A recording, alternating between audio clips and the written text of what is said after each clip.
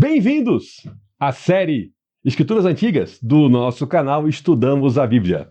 Eu sou Carlos, o seu professor de Bíblia aqui na internet, e estamos hoje concluindo o nosso estudo dessa série com o livro de 2 Crônicas. Deixa eu me apresentar um pouquinho melhor e o que esse canal aqui faz e como é que eu posso te ajudar.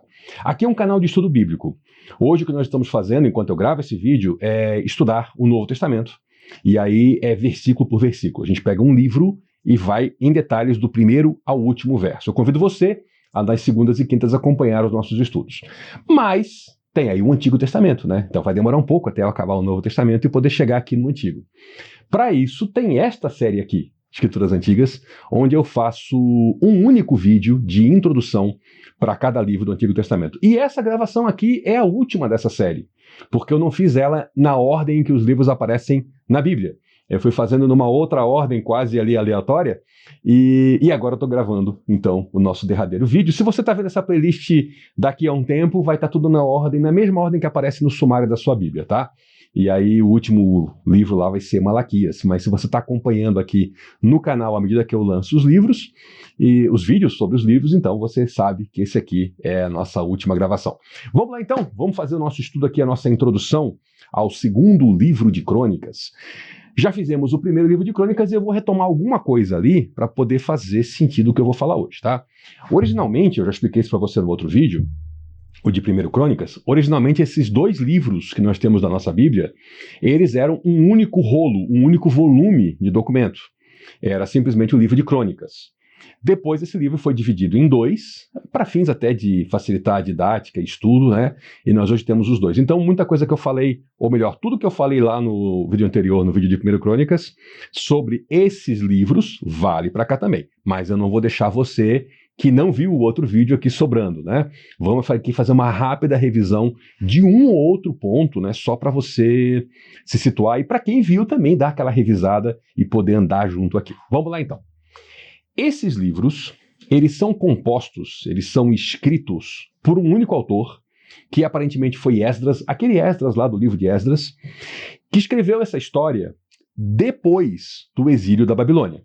O exílio da Babilônia foi aquele período de 70 anos em que o povo de Judá foi levado cativo para outro país e depois voltou para sua terra.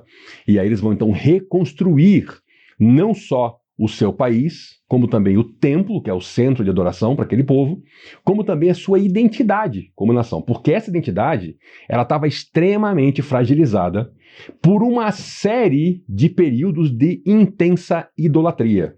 Quando eu falo idolatria, não pense simplesmente que eles adoravam um falso Deus e só isso. É que nunca é só isso. A idolatria nunca é só isso. Ela sempre vem com uma corrupção de caráter. E a corrupção de caráter foi de tal monta que eles chegaram a praticar sacrifícios humanos. A coisa estava realmente pesada. Então, eles voltam do exílio, acontece um movimento intenso de reconstrução de tudo isso que eu lhe falei, e aí um grupo lidera uma reconstrução da identidade nacional. E eles precisam então restaurar a adoração. Não é só restaurar o prédio do templo. Eles têm que restaurar a adoração, porque gerações e gerações de Israel passaram por essa corrupção de caráter, ainda que sempre houvessem pessoas que se mantiveram tementes a Deus. Sempre há. Mas aconteceu isso. Então, esse livro é escrito dessa perspectiva. A perspectiva de quem está contando uma história, a história do passado daquele povo, sempre apontando para a adoração correta, para com isso ajudar o leitor na sua restauração da adoração. Tanto é que o último versículo de 2 Crônicas é o quê? É a libertação do cativeiro. Olha, acabou o período histórico. Agora a gente começa a viver em cima desse conhecimento. Igual eu e você, que estamos aqui estudando nossas Bíblias com o propósito de vivermos isso. O nosso estudo não é meramente intelectual, para a gente conhecer um conteúdo, olha que interessante. Não, é para a gente viver, é para a gente aplicar isso, botar em prática. E era isso que o escritor, provavelmente Esdras, eu vou tratar aqui como sendo Esdras mesmo, era isso que Esdras tinha claramente em mente, pela sua escrita a gente percebe isso, era apontar para o povo, olha, esse é o caminho da adoração. Então ele contou em 1 Crônicas histórias muito antigas, genealogias, períodos de transformação, e ele veio avançando, entrou no período do reinado de Israel. Se você não sabe, Israel teve um período que não tinha reinado, É claramente dito na Escritura que o Senhor nosso Deus era o rei de Israel, então o que eles tinham era... para fazer uma comparação com os dias de hoje, para você entender, tá? A gente hoje fala em poder executivo. Era Deus. Deus é que era o governante. E aí, legislativo, não tinha, porque a legislação estava toda pronta, foi entregue por Deus, por meio de Moisés. Né? E aí tinha o quê? Eles tinham um judiciário, que eram os juízes. Só que esses juízes também exerciam a função de líderes em combate. Eles eram pessoas que julgavam as causas, mas quando precisava liderar o povo numa guerra, eram esses juízes também que faziam isso. E aí a gente tem a transição do período de juízes para o período dos reis, com Samuel, o último juiz, profeta e sacerdote também, para Saul, o primeiro rei. Bom, Saul apronta todas, perde o reinado, Deus escolhe Davi para ser o novo rei, funda-se então a casa real de Davi, e aí tem alguns desenrolar que nós vamos ver hoje, né, o que acontece, a divisão do país em dois, o norte se perde completamente numa idolatria desvairada, e aí segue o sul então com a casa real de Davi, e o sul também entra em idolatria, mas tem ali ainda mais vestígios de um povo, um remanescente fiel que permanece adorando a Deus. Então vamos agora, eu vou aqui para as minhas anotações, que eu sempre quero estimular você a também produzir anotações quando ler a Bíblia, isso é muito bom para fixação da memória e para a gente depois dar uma olhadinha e meditar sobre isso e poder voltar para o texto. Aqui no canal eu faço anotações, tá? Às vezes não aparece, aqui está aparecendo, ó, papel, né? Às vezes não aparece, mas eu faço. Eu monto minhas anotações, meus roteiros para poder conversar com você. Isso aqui é uma técnica de estudo muito boa, né? A gente anota as coisas principais e acaba memorizando. Bom, então vamos lá trabalhar um pouquinho da história que acontece nesse texto. A gente começa, segundo Crônicas, com o reinado de Salomão, Salomão, filho do rei Davi, e aí a gente tem aqui um relato paralelo lá também no livro de Reis, o primeiro Reis. Já lhe contei, mas vou repetir aqui. Aqui não é a mera repetição de fatos que acontecem lá já no livro de Reis, com um pouco mais de informação, não. O foco aqui é outro. O foco é sempre mostrar os aspectos ligados à adoração. Por isso que não se conta nada sobre o Reino do Norte, porque ainda que tenha história, quer dizer, nada em termos, né? Não se foca no Reino do Norte, mas tem algumas interações com o Reino do Sul. Então se conta do Reino do Sul, e aí quando tem alguma interação com o Reino do Norte, ele aparece. Mas não é contado as linhagens de reis, nada. Por quê? Porque o Norte não contribuiu em nada com a adoração ao Senhor nosso Deus. O Norte, já no primeiro rei do Norte, que foi Jeroboão, eles enveredaram pela idolatria e assim permaneceram até o fim do país, até o país ser completamente destruído e o povo ser levado para o exílio e nunca mais voltar para sua terra. Então o Norte não tem nada para contribuir com essa história, a história foca no Sul, Judá, a casa real de Davi, e ali a gente então segue essa história.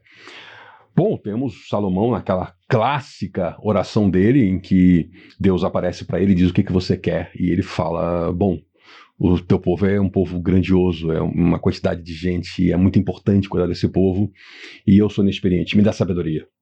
E Deus responde, tá bom, tu não pediu riqueza, tu não pediu vitória em guerras, tu pediu sabedoria para cuidar do meu povo, então eu vou te dar a sabedoria que tu pediu, só que em medida além do que qualquer outra pessoa já teve, e ainda vou te dar riqueza, honra, poder, tudo isso, para que tu cuides do meu povo com essa sabedoria. Então, aí a história de Salomão vai, e são os primeiros capítulos aqui de 2 Crônicas tratam disso.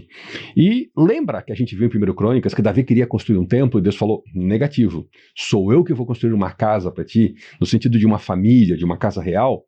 Mas Davi recebeu autorização para preparar o material para o templo. Ele comprou o terreno, ele juntou material, e aí a gente tem então os primeiros 8 capítulos de 2 Crônicas com a preparação para a construção. Um detalhe aqui só para lhe contar que interessante, está escrito na Bíblia Sagrada que não se ouvia no monte do templo o bater de martelos, o bater de talhadeiras para cortar pedra. As pedras já eram cortadas na medida exata lá na pedreira, e elas vinham transportadas para fazer os encaixes no local do templo. Era uma engenharia muito precisa nessa obra. Interessante que lá no capítulo 6, a gente tem um momento em que Salomão está orando, o templo é construído, ele constrói, manda fazer uma série de utensílios, é maravilhoso. Eu queria estimular você a ler essa história, eu não vou ficar lendo aqui porque é só uma introdução, né? Mas é muito interessante os aspectos da edificação como um todo.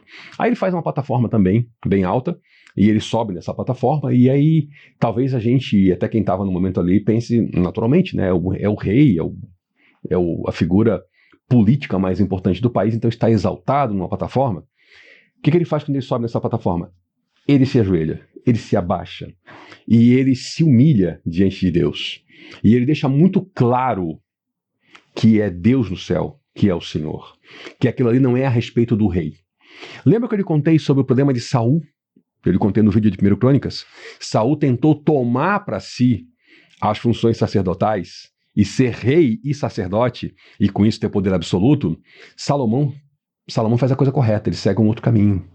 Ele é rei, ele não tenta tomar função sacerdotal, ele segue a sequência que o pai dele estabeleceu dos serviços, dos sacerdotes, dos servidores do templo, que eram da família de Levi, e ele se prostra. Ele dá um ótimo exemplo. Ele faz uma oração no capítulo 6, muito interessante, de humildade, de um homem se colocando como de fato o ser humano é, pequeno.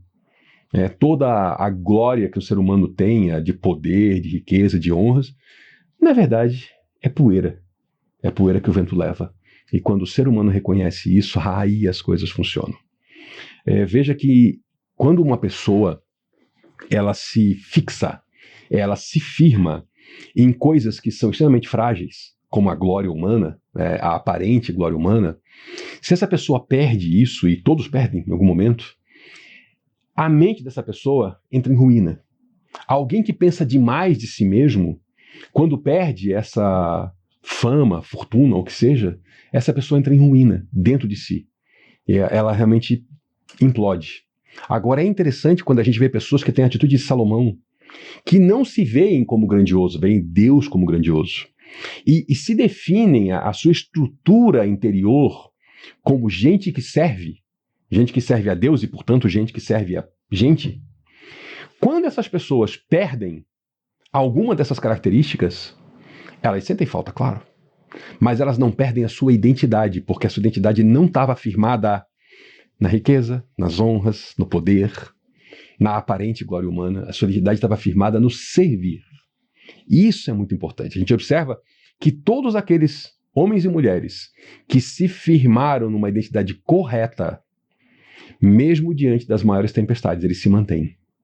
Agora, aqueles que se firmaram em coisas passageiras, essas coisas passaram e essas pessoas ruíram. Então, vamos lá, seguindo o nosso texto, no capítulo 9, a gente tem um episódio muito interessante da rainha de Sabá. Sabá, lá na África, essa rainha ouve falar de Salomão, que era um homem rico, um homem sábio, uma figura incomum, e ela, tomada de extrema curiosidade, ela resolve deixar o seu país, montar uma caravana e viajar até Israel, até a terra de Judá, até Jerusalém, para conhecer esse rei e estabelecer relações comerciais com esse rei. Ela não manda um emissário, ela mesma vai. É um movimento político muito interessante, de certa forma ousado e perigoso para ela, porque ela não sabia exatamente o que ela ia encontrar lá, e ela era a grande dignatária daquele país, mas ela está chegando no país em que o Senhor Deus é servido e adorado. Ela chega lá, ela vê aquilo tudo, ela se impressiona demais, e aí tem toda uma série de lendas e fábulas sobre o tempo que ela passou lá em Judá, que não são da Bíblia, portanto não nos interessam. O que nos interessa é que quando essa mulher vai embora, ela está tão marcada pela adoração a Deus, veja aqui, ó, sempre o foco na adoração. Ela está tão marcada por essa adoração que ela não quer voltar para a religião dela, no país dela. Não. Ela quer levar um pouco daquilo para lá. E ela pede para Salomão se Salomão não poderia enviar uma comitiva para ir morar no país dela, para levar a fé do Deus verdadeiro para o país dela. Olha que interessante esse movimento, vamos chamar assim, de evangelístico, lá no Antigo Testamento. Aí um grupo de pessoas, de fato, sai da terra de Judá para nunca mais voltar. Eles vão em viagem nessa missão santa de levar a adoração do Deus verdadeiro para um país distante que eles nem conhecem. E eles vão e eles estabelecem, sim, uma colônia judaica lá nesse país, em Sabá, que faz parte do que a gente modernamente chama de Etiópia. Tá, o nome Etiópia já foi aplicado a regiões diferentes, variou o mapa, mas está naquela área. E isso é muito interessante, por quê? Essas pessoas acabam tendo relacionamentos conjugais com pessoas da região, os séculos vão se passando, né? Existe uma miscigenação racial, e aí se forma uma comunidade judaica negra lá nessa região. E aí você, se quiser conhecer um pouquinho mais, dá uma pesquisada na internet. Eu já comentei isso aqui em outros vídeos, eu acho muito interessante essa história. Operação Salomão. Estamos aqui falando de Salomão, né? Salomão é rei de Sabá? Pois é, no século XX, teve uma operação militar, chamada Operação Salomão, para resgatar os judeus negros da Etiópia e de regiões ali adjacentes, Sudão também, e levar essas pessoas para o moderno país de Israel, para livrá-los de guerra civil, de morticínio, de perseguição, de extermínio. É uma história muito interessante, que tem a raiz dessa história aqui, no texto de 2 Crônicas. Quando a rainha de Sabá, impressionada com a adoração ao Deus verdadeiro, ela pede então e se forma lá essa comunidade. Aliás, a relação da Etiópia com a fé verdadeira, ela é muito interessante, porque tem esse movimento aqui, e nós vamos ver no Novo Testamento, aliás, eu e você já vimos, quando nós estudamos o livro de Atos dos Apóstolos, tem playlist completa aqui no canal, quando Candace, rainha da Etiópia, manda um emissário seu para Israel, para adoração no templo. Obviamente ele não pode entrar no pátio dos judeus, ele faz a adoração a partir do pátio dos gentios, e esse homem tem um contato com Filipe o evangelista, e aí ele é batizado, esse homem, e ele leva a fé cristã lá para a Etiópia. Então já havia um núcleo judaico, agora tem um núcleo cristão. E a igreja da Etiópia, ela é reconhecida como uma das primeiras igrejas da cristandade. A Etiópia e a Armênia são os países que primeiro se tornam cristãos oficialmente, antes mesmo de Roma, antes do Império Romano.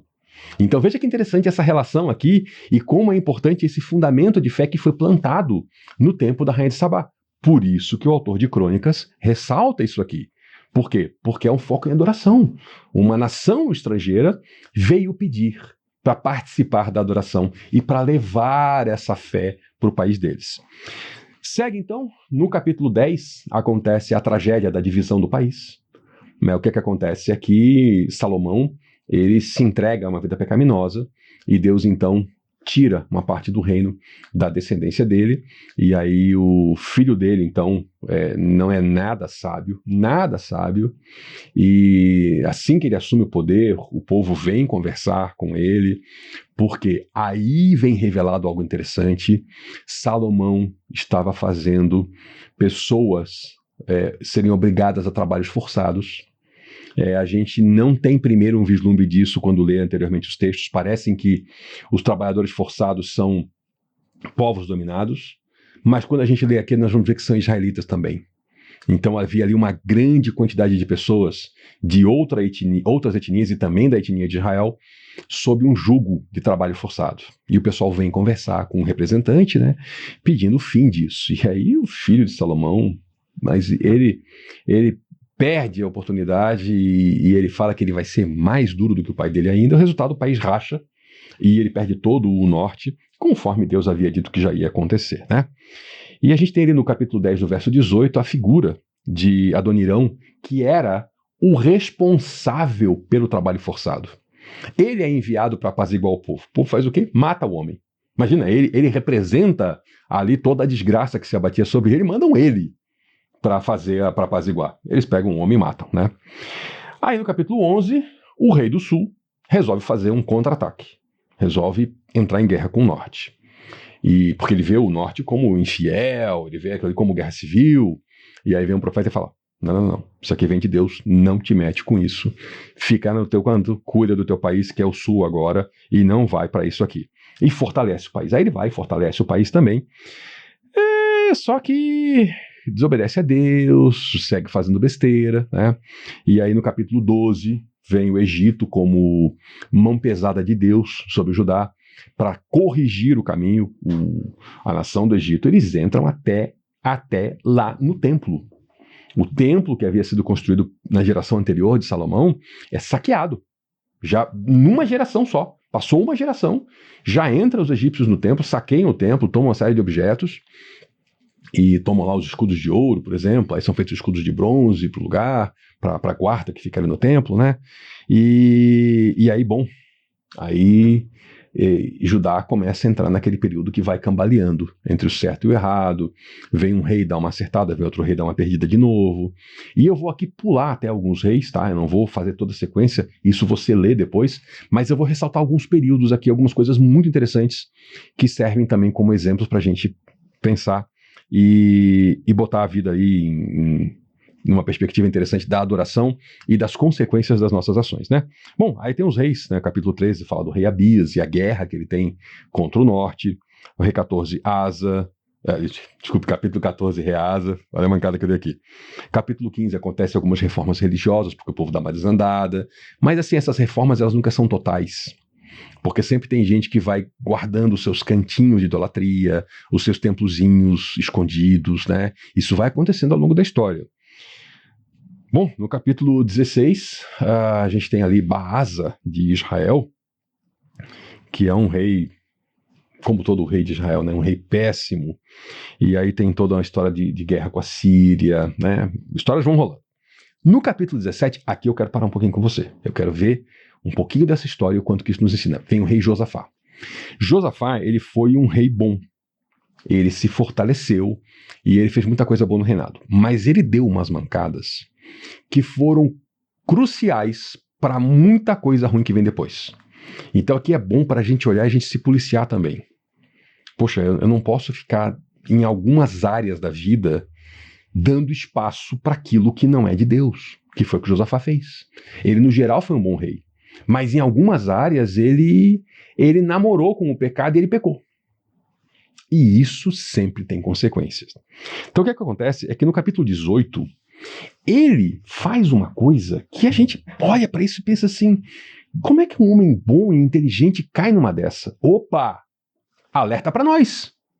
Alerta para nós! Nós também somos sujeitos a cair, então vamos vigiar e orar, como Jesus falou para a gente fazer. O que ele faz? Ele começa a ter uma amizade com o rei Acabe. Já ouviu falar no rei Acabe? Já estudou aqui comigo o rei Acabe? O rei Acabe não era só ruim, ele era perverso. Mas, gente, perverso, casada com uma mulher que é, na Bíblia, ela é assim a pintura da mulher demônio. Era a mulher de Acabe. É como se Acabe fosse o homem demônio e a mulher dele fosse a mulher demônio. Uma dupla endiabrada. Eu vou lhe contar só um episódiozinho de Acabe que não está aqui nesse livro, mas eu já contei em outro.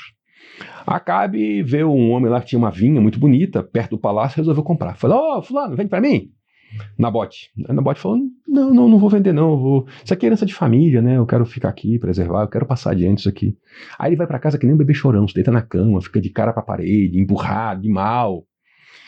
Aí você já vê que o homem tem problema de caráter, né, o adulto não faz isso. Isso não é serviço de homem. Aí vem a mulher, o que você tá assim? O Nabote, não. Ela fala, deixa que eu resolvo. Sabe como é que ela resolve? Ela organiza um falso testemunho contra o Nabote, faz um julgamento forjado e matam Nabote. Mata a pedrada. Aí ela vai em casa e fala assim, já resolvi, pode ir lá tomar posse da vinha. Aí ele vai todo feliz e toma posse da vinha. Esse era Acabe, tá? E esse Acabe vira amiguinho de Josafá, rei de Judá. Pode um negócio desse? Olha o alerta pra gente, hein? A gente não tem que se isolar. Não tem que se isolar. Isso o Paulo falou muito claramente lá em Coríntios. Olha, vocês não tem que se isolar. Não tem como. Vocês teriam que sair do mundo, sair do planeta para se isolar. Só que Paulo aponta lá em Corinto como um problema, e eu vou puxar para cá. É a gente se associar com pessoas que se dizem da fé, porém são perversos. Caso de Acabe. Acabe era do povo de Israel, da mesma nação, da mesma etnia, só que vivia chafurdando na lama do pecado. A mulher dele mantinha todo um esquema de idolatria, pesado, nojento. E aí Josafá se alia com esse homem. Começa dessa amizade. Bom, isso vai dar muito ruim. Muito ruim. Mas tão ruim que a família de Josafá se alia à família de Acabe por casamento. E isso vai dar morticínio, isso vai dar desgraça pesada, contada daqui um pouquinho ali na frente. Então olha como uma brecha que esse homem deixa vai destruir muita coisa boa, inclusive vidas vão ser perdidas por causa disso. O que acontece? Depois o filho de Josafá, que é o Georão, se casa com a Atalia. que é a filha de Jezabel e de Acabe. Bom, tem um episódio lá que Josafá vai para a guerra junto com Acabe. Vamos junto guerrear, nós somos amigos aqui. Acabe é tão amigo. Olha como é que Josafá não cai na real. Alerta para mim e para você de novo. A gente, quando começa a namorar com o pecado, daqui a pouco tá com o pé na lama e não se toca. Acabe é tão amigo que ele fala assim: Josafá, vamos para a guerra, mas faz o seguinte, o pessoal quer me matar, então eu vou disfarçado para ninguém saber que eu sou o rei. Mas tu vai com tuas vestes reais, tá? E Josafá vai. O que acontece? Na hora do combate, o pessoal acha que Josafá é Acabe e todo mundo quer matar Josafá. Até que alguém percebe e fala assim: não é esse cara não. Esse aqui é o rei de Judá. Eles queriam o Acabe, rei de Israel. Mas ninguém sabe quem é o Acabe. Só que aí um arqueiro, ele dá um tiro assim a esmo, um arqueiro dos inimigos. E a flecha, quando cai, ela pega certinho numa junta da armadura do Acabe e fere ele de morte. E Acabe morre. Então ele tentou de tudo. Ele tentou até jogar Josafá para ser devorado pelo inimigo, não deu certo. Aí Acabe quem morre. Mas Josafá fica ali, né? Naquela amizade ali com o Reino do Norte, perversidade que só. Tem até um episódio lá que, um pouquinho antes de ir para a guerra, né? Josafá fala assim: não tem um profeta de Deus aqui? Aí o Acabe tem não sei quantos profetas lá do Baal, né? E aí Josafá fala: não, mas um de Deus mesmo. Ali era hora de Josafá virar as costas e ir para casa. Aquele monte de falso profeta do demônio. Não, ele fica ali. Aí o Acabe fala: tem o Micaías aqui, mas ele nunca fala nada de bom para mim. Não, traz ele. E Micaías prevê tudo o que aconteceu depois, com a morte de Acabe. E Josafá ainda assim vai para a guerra junto com Acabe. Olha o alerta pra gente, Bom, mas é o que eu falei, né? Isso vai dar ruim. Porque ele fica naquela amizade, aí o filho dele ali vê aquela amizade pro Reino do Norte, daqui a pouco o rapaz se encanta pela princesa do Norte lá, e isso vai dar casamento. E isso vai dar muita desgraça ainda, que eu já vou lhe contar, né? Mas aí vai, depois tem guerras, Judá acaba tendo um monte de guerra com Amon, com Moabe, com Edom, mas eles buscaram o Senhor, em vez de ficar buscando os ídolos, né? E aí Deus fala para Josafá. Olha como Josafá ele é um cara que está cambaleando entre o mal e o bem. E ele busca a Deus autenticamente. Deus fala: olha, eu vou livrar vocês vão ver o livramento que eu vou dar. Essa aliança entre Amon, Moabe e Edom vai cair, não vai dar certo. Josafá confia em Deus, porque Deus falou que eles não iam lutar, que Deus é que ia lutar. Ele confiou tanto que a hora que ele organizou a tropa para ir para a frente de batalha, ele entendeu que não era uma frente de batalha, que eles iam só ver o que Deus ia fazer. Sabe quem é que ele botou na frente? Para ser lá a primeira linha, ele botou os cantores para fazer louvores a Deus, porque ele sabia que não ia lutar. E é o que acontece, né? Eles chegam no campo de batalha, Deus gera uma confusão, os amonitas, moabitas e edomitas, eles olham uns para os outros e acham que são inimigos, e aí começa a se matar entre eles, e o pessoal de Judá fica só olhando de cima do morro, o pessoal se matando lá embaixo. Aliás, quando ele já chega, o pessoal já se matou, na verdade, né? E é Deus que luta. Então Josafá confia em Deus, né? É o momento dele em que ele se restaura na adoração. Bom, mas aí ele vai de novo namorar lá com Israel. Aí tem o rei Acasias lá em Israel agora, né? Que Acabe já morreu. E aí resolve se associar. Vamos fazer uma frota de navios aqui para comércio. Deus não se agrada, a frota toda é destruída no porto. E Deus não deixa isso acontecer, não. Deus não deixa isso acontecer. Aí, né? Aí Josafá preparou, né? Ele preparou o reino. Ele tinha um monte de filho, botou os filhos em cidades, mas escolheu lá Jeorão para ser o futuro rei. Josafá morre, aí Jeorão assume o poder, mas ele viu o pai dele sempre lá naquela relação louca com o Reino do Norte. Ele resolve dar uma de Reino do Norte. Primeira coisa que ele faz quando assume o poder, ele pega todos os irmãos dele e mata todos eles. Sim, Jeorão, filho de Josafá, rei de Judá, ele comete assassinato de cara e assassina todos os irmãos para firmar o poder dele. Coisa que ele não precisava fazer, mas ele faz. E aí já começa a desgraça, né? Então, vai lá, entra em guerra com outros países e Deus vê toda essa maldade dele, toda essa perversidade, fere ele com uma doença terrível e ele morre, assim, num estado, é uma desgraça tremenda, porque esse homem, os intestinos dele saem do corpo e ele morre em extrema agonia da doença que ele tem. Bom, morreu lá, né, o rei Jeorão que matou os seus irmãos. E, bom, aí vai, né? Acasias, filho dele, reina. E Acasias faz o quê? Vai se aliar ao norte de novo. Mesma história, mesma. Vê como a mancada de Josafá vai refletindo, Jeorão comete assassinato, aí vem Acasias vai, resolve se aliar de novo, só que quando ele vai viajar para o norte, lá no norte está tendo uma limpa. Tem um homem chamado Jeú, um guerreiro, instituído por Deus, que está matando geral. O pessoal da idolatria, os assassinos, está exercendo o juízo de Deus. Quando ele pega o Acasias indo para lá, ele mata Acasias junto também. Ele entendeu que era amigo da casa real do norte, e ele passa a espada também e morre. E aí morreu o rei. Sabe o que a mãe dele faz, a Atalia, que era filha da perversa Jezabel? Ela vai lá e mata todo mundo que sobrou da casa real. Os primos, os tios, ela mata todo mundo. Ela não é de Judá, ela é de Israel, mas ela vai lá e mata todo mundo e ela toma o poder. E ela vira uma espécie de imperatriz do mal, uma nova Jezabel agora em Judá.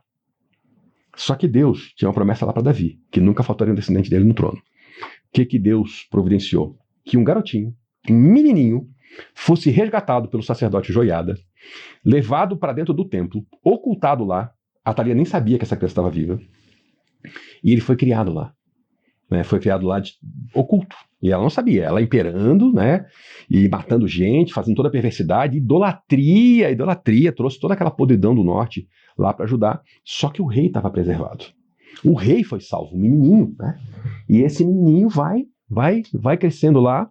E aí o Joiada vai articulando novamente ali os grupos de adoradores de Deus, os que são fiéis, que são tementes a Deus. E aí no capítulo 23, eles organizam a volta do rei, do reinado da casa de Davi ao poder. Ele organiza as turmas, lembra que tem aquelas turmas de revezamento no templo? Tinha soldados também, né? Ele pega assim, ó, o grupo que vai sair, não sai de serviço, fica. O grupo que vai entrar, entra, então nós vamos dobrar a quantidade de guardas. Eu levo lá o rei, declaro vivo o rei, a gente faz a festa e estabelece o rei de volta no trono. Quando a Atalia vê isso, aqui um capítulo muito importante, uma passagem importante para a gente entender um pouquinho o problema de caráter que algumas pessoas têm, e até para a gente se autoexaminar. Sabe o que ela diz quando ela vê o garotinho, o rei lá? Ela começa a gritar: traição, traição! Como se traição fosse o legítimo herdeiro do trono que sobreviveu ao morticínio que ela cometeu. Como se isso fosse traição, ele voltar ao poder. Como se não fosse traição o que ela fez, de matar toda a casa real. Pelo menos ela sempre pensava que foi todo mundo, né? Então veja que perversidade é quando a pessoa má, ela chama o correto de mal. Cuidado. Se isso faz parte da sua vida, se olhe no espelho, se arrependa. Isso é um caminho de perversidade e muita gente é assim. Muita gente chama o bem de mal. Muita gente, quando a justiça é feita, chama a justiça de perversidade, de traição, como a Thalia fez aqui. Isso também é um alerta para a gente não se botar nessa posição, mas quando a gente está lidando com certas pessoas no âmbito da fé, especialmente no âmbito da fé, se a pessoa expressa esse caráter, opa, cuidado lá. Você está lidando com alguém perverso. Quem chama o mal de bem, o bem de mal é alguém perverso. Cuidado lá. Bom, esse garotinho, né, cresce. Ele é Joás. Ele organiza ali uma reforma do templo, porque ela tinha fechado o templo, saqueado uma parte, destruído outra parte. Vão lá arrumar de novo o que foi estragado. E, infelizmente, tem idolatria no meio também. Vem Zacarias, filho do Joiada, e ele vai lá e denuncia a idolatria. Ele bota o dedo na ferida do próprio rei. Sabe o que o rei faz? Manda matar o Zacarias, filho do homem que salvou a vida dele. Preciso explicar? Olha a desgraça que vai se estabelecendo de novo. Bom, assim vai. E no final o que acontece com o Joás? Ele é assassinado. Nós vemos nos versos 25 e 26 do capítulo 24. Eu vou até dar uma passada lá com você. Eu vou aqui abrir Crônicas 24, os versos 25 e 26. Quando os arameus foram embora, porque houve uma invasão lá de arameus, né? Deixaram Joás seriamente ferido. Seus oficiais conspiraram contra ele porque ele tinha assassinado o filho do sacerdote Joiada e o mataram em sua cama. Assim ele morreu e foi sepultado na cidade de Davi, mas não nos túmulos dos reis. A cidade de Davi era uma porção de Jerusalém, tá? Que era chamada de cidade de Davi, e lá tinha também o cemitério real, mas ele não foi sepultado no cemitério real. E aí no verso 26 vai dizer, né, quem são os conspiradores e o que aconteceu ali. Inclusive tinha um amonita nos conspiradores. Se você viu o vídeo de 1 Crônicas, você vai lembrar da situação lá dos Amonitas. Lembra quando morreu o rei de Amon, Davi mandou uma comitiva, e qual foi a resposta dessa comitiva, que essa comitiva teve? Bom, aí vai alguém pagando o bem com maldade. No capítulo 25 vem o rei Amazias, né, o descendente, lá o seguinte, se volta para Deus, mas não de todo o coração, é uma conversão assim, mais ou menos, né? E aí ele resolve se aliar com Israel e levanta um valor muito alto em prata para pagar Israel, para Israel se juntar a ele e participar de uma guerra. E aí, ela não falava, não vai não, não faz isso não. Ele, mas é a prata que eu já paguei. A resposta é, Deus tem muito mais para te dar. Não foca no dinheiro, foca na adoração a Deus. Então o sentido aqui não é simplesmente que Deus tem mais dinheiro, é que o que Deus nos dá é muito mais. Se a gente precisar romper com coisas da velha vida e que esse romper nos traz prejuízo financeiro, a gente tem que entender que a vida com Deus é muito melhor. Que o que Deus nos oferece é muito mais. A história cristã é repleta de relatos. Tem muitas biografias de homens e mulheres de Deus que mostram isso. Pessoas que assumiram um prejuízo financeiro para romper com coisas erradas da velha vida, mas abraçar a vida com Deus. E isso foi muito, muito melhor. O apóstolo Paulo até escreve, né, que a piedade com contentamento é fonte de grande lucro. E a gente entende esse lucro, obviamente, não como lucro financeiro, né, ainda que até possa ter pessoas que prosperam financeiramente, tá? Mas a gente entende que a nossa grande prosperidade, o conceito cristão de prosperidade, é você estar no centro daquilo que Deus quer para você. É você viver o que Deus quer para você. E isso não significa necessariamente dinheiro, tá? Então, o que acontece no capítulo 25 ainda é que tem guerra lá com Edom de novo, né? E aí eles trazem os deuses de Edom para ajudar a adorar os deuses estrangeiros. Bom, lá vai o rei Amazias resolver agora desafiar Israel. Primeiro quis contratar, agora ele vai desafiar Israel. Resolve entrar numa guerra que não é dele e acaba morrendo nessa história, né? Se mete no que não deve e acaba morrendo. Aí vem então, aqui alguns reis ainda pela frente. Rei Uzias reinou durante 52 anos, um grande reinado. Quando ele morre, a gente tem ali uma transição bem importante no livro de Isaías. Veja lá, no capítulo 5 e capítulo 6 de Isaías, você vai entender o que acontece, né? A importância que esse homem teve na vida de Isaías. E ele fez uma besteira, ele tentou também assumir o sacerdócio igual o que Saul tinha feito lá gerações anteriores, e Deus pune ele com uma lepra, e ele mesmo se retira, resolve cair fora, ele percebe o erro dele, e ele fica governando a partir de uma casa retirada, porque ele se tornou leproso, né, até o fim da vida dele. Depois vem o rei Jotão, que é um bom rei, mas o povo era um povo ruim, continuava na idolatria. Depois vem o rei Acás, que é um mau rei, um péssimo rei, e aí acontece um episódio com o Reino do Norte, muito esquisito. Eles têm uma guerra, e o Reino do Norte vai lá e toma 200 mil prisioneiros, mulheres e crianças especialmente, e leva para o Reino do Norte. Quando eles chegam lá, vem um profeta no Reino do Norte e fala assim, o que vocês estão pensando em fazer? Vocês querem tomar os irmãos de vocês como escravos? De jeito nenhum. E aí, 4 líderes do Norte se levantam contra aquilo e dizem, não vamos deixar esse pessoal entrar aqui não como escravo de jeito nenhum. Nós vamos devolver esse pessoal para o país deles. E aí, quando eles vão fazer isso, o relato do texto é esquisito o que estava acontecendo. Porque eles vão vestir aquelas pessoas que estavam nuas. Aí a gente, usando um pouquinho de sagacidade, pensa, foi uma guerra, eles tomaram mulheres e crianças como escravos, e muitos deles chegaram nus em Samaria. O que provavelmente aconteceu? Estupro, que era muito comum em guerras. Provavelmente mulheres e crianças foram estupradas no caminho. E o destino deles era virar escravos sexuais e escravas sexuais. E aí a gente entende a revolta de alguns homens lá em Samaria, falam de jeito nenhum. E eles vão pegar os despojos de guerra que eles trazem, do que foi roubado lá de Judá, e vão vestir essas pessoas. Sabe? E quando você vê essas pessoas vestindo as vítimas, você vê que eles estão devolvendo dignidade para essas pessoas. Não é simplesmente cobrir o corpo. É dizer assim, ó, nós somos do exército vitorioso e nós estamos aqui cobrindo vocês. Nós estamos aqui reconhecendo que isso foi errado. E essas pessoas são levadas de volta para Judá. Infelizmente, o templo é fechado por causa da idolatria. Aí vem o novo rei, Ezequias, reabre o templo, reedifica, prepara o país. Daí vem o famoso aqueduto de Ezequias, tinha fontes de água fora da cidade, ele canaliza essas fontes. Então até hoje, inclusive, tem vestígios arqueológicos aquedutos, né, por baixo da cidade, trazendo água para dentro da cidade, para que o inimigo não tivesse água fora e eles tivessem. Quando o inimigo chegava fora, não achava fonte de água, estava tudo enterrado. Mas tinha tubulação. Tubulação que eu falo é modo de dizer, né? Eram galerias feitas de pedra levando água para dentro da cidade. Isso foi estrategicamente inteligentíssimo. Não só isso, no reinado de Ezequias, eles construíram máquinas de guerra, lançadores de objetos. Olha, foi uma engenharia ali que eles fizeram. E aí eles celebram uma Páscoa, né? Vamos restabelecer a adoração. A Páscoa é fundamental para os judeus. Fazem até a Páscoa do mês depois, que era permitido. Eles não estavam prontos na época certa, então se purificaram, celebraram no mês seguinte, porque tinha época para Páscoa.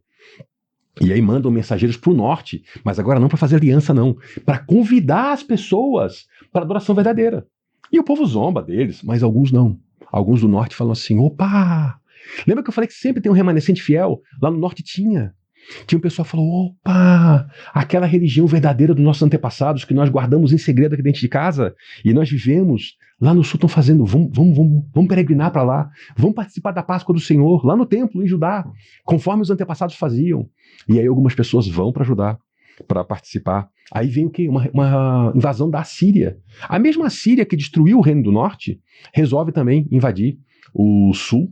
E aí o que é que acontece? Bom, o rei Ezequias ele se estabelece como um adorador de Deus, ele põe a sua confiança em Deus e essa confiança dele é recompensada. Deus vai em batalha e destrói o exército da Síria e ele então ali permanece. Mais tarde ele adoece, se torna um rei orgulhoso, faz o que não deve, no seu orgulho ele abre a boca e fala o que não deve para emissários de um paizinho distante lá, que ele nem sabia qual era só um país chamado Babilônia. E aí você já, essa hora pensou, como assim um paizinho? Na época ele não sabia que era o maior império do mundo que estava se levantando, mandou emissários, ele vai lá e mostra os tesouros, mostra o templo, mostra as defesas, orgulhoso que só. E o pessoal anota tudo e depois vem em batalha para tomar a cidade, porque eles já sabiam tudo que tinha de melhor lá de dentro, conheciam inclusive as defesas, conheciam tudo, né? Orgulho. O orgulho precede a queda, assim está na Bíblia, né? E aí veio a queda. Aí veio o rei Manassés, que reinou por 55 anos. Esse aqui era o diabo em forma de gente. Pegou o próprio filho e queimou vivo em sacrifício a um demônio. Só que tem uma história muito doida de Manassés. Aí você deve pensar assim, então Deus... Calma, que a história é muito doida. Esse homem se converte. Esse homem extremamente perverso, um dos piores reis da história, o sujeito que queima o filho vivo. Esse homem, bom, ele perde o reinado, ele vai para a cadeia, ele vai para o exílio, né? E aí esse homem não tem mais nada a perder nem a ganhar. Ele já é um zero à esquerda esquecido. Lá na prisão, esse homem começa a meditar nas palavras que ele ouviu dos profetas, na palavra de Deus, e sozinho, na dele. Ele e Deus. Esse homem se converte a Deus. Esse homem tem uma mudança de coração. E Deus vê. E Deus pega esse homem, tira ele da prisão e reconduz esse homem ao reinado, lá em Judá. Olha que reviravolta. E ele se torna uma espécie de um reformador. Ele vai se dedicar o resto da vida dele a destruir a idolatria, a falsa adoração e a restabelecer ali a fé verdadeira no Senhor Deus. Bom, depois vem o rei Amon, um rei que acabou sendo assassinado por seus oficiais, pelas coisas que fez. Depois vem o rei Josias, outro reformador, né? Estabelece de novo um monte de coisa boa. E aí, numa das reforma de alvenaria, né? Estão arrumando, eles acham numa salinha lá um livro, e talvez seja Deuteronômio, eles vão ler e o rei se apavora. Porque ele vê, gente, isso aqui, o que está nesse livro aqui é o que aconteceu nesse país, e aí vai vir juízo de Deus. Então, ele manda alguém consultar a profetisa Hulda, que estava lá naquele tempo, e pergunta, tá vindo juízo mesmo? Porque olha o que aconteceu nesse país. E aí vem a resposta, tá vindo juízo. Mas como vocês se arrependeram, o juízo não vai vir agora não. E aí não vem, né? O juízo demora um pouco mais, mas o povo lá, muita gente continua na idolatria, por isso que o juízo continua a caminho. Juízo é a punição para a correção do povo. É celebrada uma nova Páscoa, e aí quando Um episódio mais adiante, o rei do Egito está de passagem lá indo para uma guerra, e aí esse sujeito aqui, o Josias, resolve se meter e guerrear contra o Egito, e o rei do Egito manda recado: não te mete comigo, essa conversa não é tua, vai reinar, fica na tua. Ele resolve se meter, morre em combate. Bom, aí agora vem o finalzinho. O finalzinho, gente, é dramático, é intenso. O rei Jeoacás sobe ao poder. Lembra que o Egito tinha derrotado, tinha vencido eles? Bom, aí o Egito vem e domina. E o rei do Egito depõe o rei de Israel e coloca no lugar um homem chamado Eliaquim, que era irmão de Jeoacás, e muda o nome dele. Essa coisa de mudar o nome dele, sabe o que é isso? É estabelecer poder. É o rei do Egito, o faraó, dizendo assim, ó: eu mando tanto que eu não só troco o rei do país de vocês, como eu troco até o nome do rei. Agora o rei vai ter um nome novo, que eu estou colocando. É o Egito estabelecendo o domínio sobre Judá e deixando muito claro quem é que manda nessa história. Bom, aí, depois dele, vem Joaquim, que só dura 3 meses do reinado. O que acontece é o seguinte, tá? O Egito estava em guerra contra a Babilônia. E a Babilônia vence o Egito. Logo, também vence Judá, né? Porque se o Egito dominava sobre Judá, a Babilônia vai dominar sobre o Egito, a Babilônia domina sobre todo mundo, inclusive sobre Judá. E aí Nabucodonosor tira o Joaquim do reinado e bota o tio dele, que é o Zedequias. E esse Zedequias é lá da época de Jeremias, que a gente já viu a introdução aqui no canal, né? Aí Zedequias tem uma ideia genial, ele resolve se rebelar contra a Babilônia. Ele resolve fazer uma revolução lá e entrar em combate contra o maior império mundial. Será que deu ruim? Deu ruim, deu muito ruim para ele. E aí vem lá no capítulo 15 os profetas lá explicando o que estava fazendo de errado, mas ele continua fazendo de errado e tem a queda de Jerusalém no capítulo 15. Desculpa, eu estou falando capítulo, é versículo, né? Capítulo 36, nós estamos nos versos 15 a 31, tem a queda de Jerusalém. Só que no finalzinho tem a indicação da libertação do povo. Então Jerusalém cai, o povo é levado para o cativeiro, para a Babilônia. Mais tarde a Babilônia também cai, vem um novo reino, que é a Medo-Pérsia. A Pérsia, então, sob Ciro. Ciro é o imperador do mundo, então ele resolve libertar os judeus e reconduzi-los à terra de Judá. E assim termina o livro de 2 Crônicas. Eu vou até ler para você esse texto aqui. É os últimos versos de 2 Crônicas. Nós estamos agora no capítulo 36. Os versos são o 22 e o 23. Vamos lá? No primeiro ano do reinado de Ciro, rei da Pérsia, para que se cumprisse a palavra do Senhor, anunciada por Jeremias, o Senhor tocou no coração de Ciro, rei da Pérsia, para que fizesse uma proclamação em todo o território do seu domínio e pusesse por escrito nesses termos: assim declarou eu, Ciro, rei da Pérsia: o Senhor, o Deus dos céus, deu-me todos os reinos da terra e designou-me para construir um templo para ele em Jerusalém, na terra de Judá. Quem dentre vocês pertencer ao seu povo, vá para Jerusalém, e que o Senhor, o seu Deus, esteja com ele. Assim se encerra o livro de 2 Crônicas, e é muito interessante, né? Porque Ciro, ele era um homem pagão, só que quando ele teve contato com o povo de Judá, quando um reino tomava outro, tomava muita coisa, tomava obras de arte, riquezas, tomava livros. E aconteceu um episódio muito curioso. Ciro estava lá pesquisando no arquivo real, encontram um texto muito antigo de gerações anteriores, escrito por um certo profeta de Israel chamado Isaías, que tinha escrito o nome do rei Ciro, e dizendo que ele seria senhor do mundo, colocado por Deus, e que ele seria o restaurador de Judá. Ele vê aquilo, e aí ele tem um ato de humildade. Ele entende que foi profetizado sobre ele, e que, portanto, foi Deus que colocou ele naquela posição. E que, portanto, ele tinha que ser obediente a Deus e libertar aquele povo. E ele liberta, reconduz o povo para ajudar, e assim se encerra a história de 2 Crônicas com essa nota bonita, né? Olha, uma restauração. Agora começa uma nova vida. Então agora é hora de viver essa vida de acordo com tudo que a gente aprendeu nessa história, não cair nos mesmos erros, ir para os mesmos acertos e sermos, então, nós, leitores atuais, assim como os leitores da época, pessoas tementes a Deus. Essa é a grande lição, a restauração da adoração. Bom, obrigado pela sua companhia. E se você está acompanhando aqui passo a passo com a gente, parabéns então a você que concluiu essa série especial aqui comigo do Antigo Testamento. E a gente viu agora todos os livros, uma introdução para cada livro, né?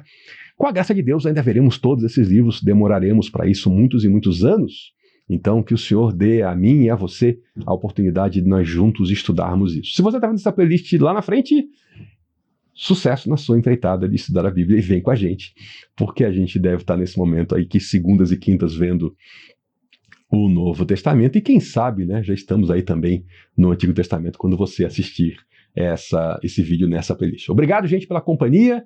Se o vídeo foi bom para você, passe para alguém também para ajudar alguém a conhecer mais da Bíblia e volte aqui. Segunda-feira estamos aqui com o nosso estudo, se Deus quiser. Até lá!